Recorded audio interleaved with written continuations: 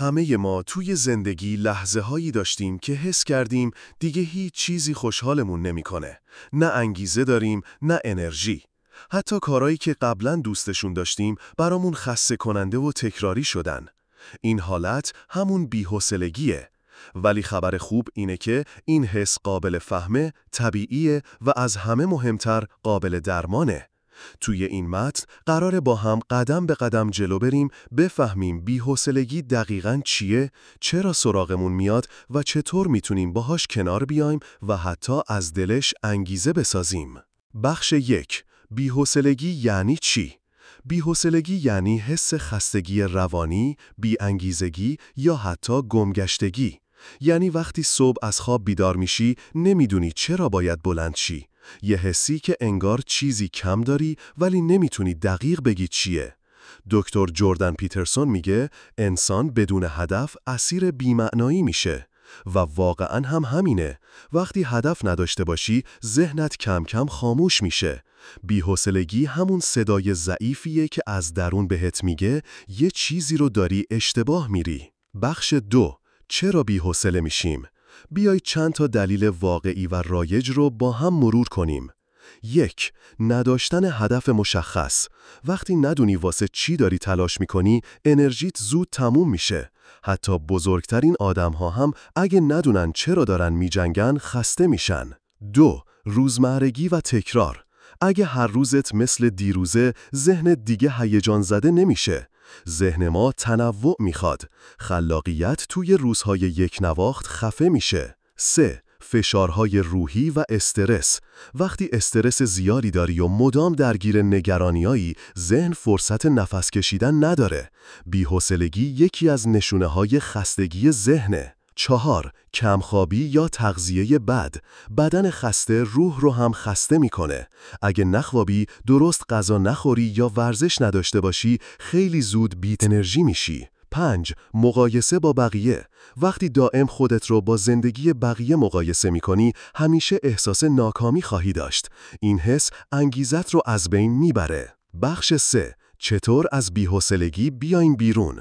این قسمت همون چیزیه که منتظرش بودی. راهکارهای ساده، عملی و تاثیرگذار. 1. هدفگذاری ریز ولی واقعی.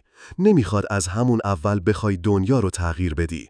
از چیزای کوچیک شروع کن. مثلا امروز فقط 1 صفحه کتاب میخونم یا فقط 5 دقیقه ورزش سبک. همین کوچولوها انگیزه های بزرگ میسازن. 2. تغییر فضای زندگی. اگه همیشه یه جا می نشینی، جاشو عوض کن. گلدون بخر، اتاقتو تمیز کن، پنجره رو باز بذار. نور و هوای تازه یعنی انرژی تازه. 3. رها کردن کمالگرایی. هیچ کسی کامل نیست. اگه بخوای همه چیز 100% باشه، هیچ وقت شروع نمی کنی. دکتر بری شوارتز میگه کمالگرایی دشمن عمله. فقط شروع کن. 4. مراقبت از بدن. باور کن 1 خواب خوب میتونه دنیات رو عوض کنه. آب زیاد بنوش، غذای سالم بخور، هر روز کمی تحرک داشته باش. توی بدنی که خسته است، روح هم انرژی نداره. 5. بنویس چی تو رو خسته کرده. نوشتن یکی از بهترین روش‌ها برای خالی کردن ذهنه. یه دفتر کوچیک بردار، هر چی توی دلت هست بنویس.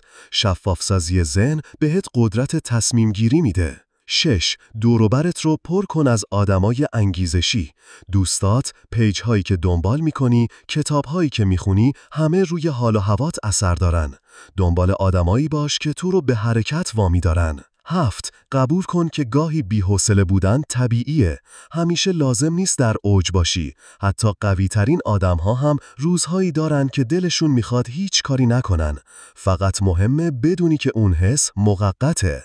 بخش 4. ساختن انگیزه واقعی درونی. یادت باشه، انگیزه واقعی از درون میاد، از یه احساس، از یه رویا، از یه زخم قدیمی، نه از فالوئر، نه از پول، نه از تحسین دیگران. سوال اصلی رو از خودت بپرس. واسه چی زندم؟ چی باعث میشه شبها راحت نخوابم؟ چی دلم میخواد دنیا از من یادش بمونه؟ وقتی این جوابها رو پیدا کردی، بی‌حوصلگی دیگه نمیتونه شکستت بده. جمله‌ای از نلسون ماندلا: همیشه غیر ممکن به نظر میرسه تا وقتی که انجامش بدی. و جمله‌ای از دکتر وین دایر: منتظر نباش انگیزه پیدا کنی، حرکت کن، انگیزه خودش پیدات میکنه.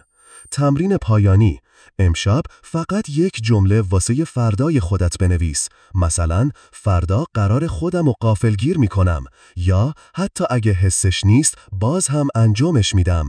این جمله بذاره جلوی چشمت، روی آینه یا صفحه گوشی. فردا صبح بخونش، ببین چه تغییری حس میکنی.